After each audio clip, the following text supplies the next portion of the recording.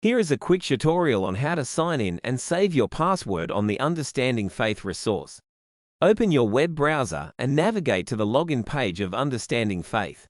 This can be located from our website, under the Login tab, and by selecting primary or secondary, or directly from the appropriate web address. In the username field, type your unique username exactly as it was provided to you. Remember that usernames are case-sensitive and must not contain any additional spaces.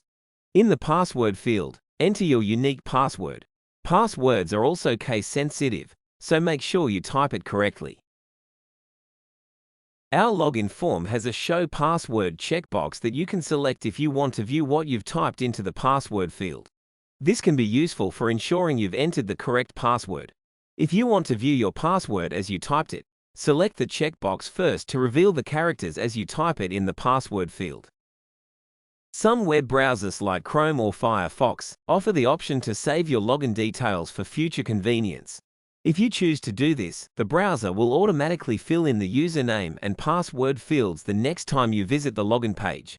If this is an option for you, the browser pop-up will usually show in the top right of your window and will ask you if you would like to save your details.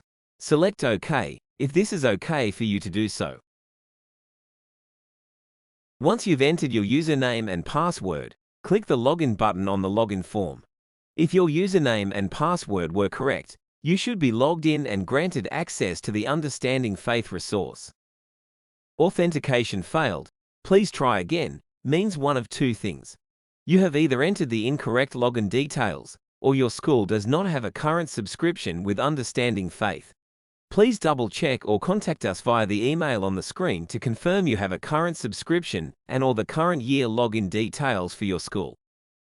Remember to keep your login details secure and never share them with anyone.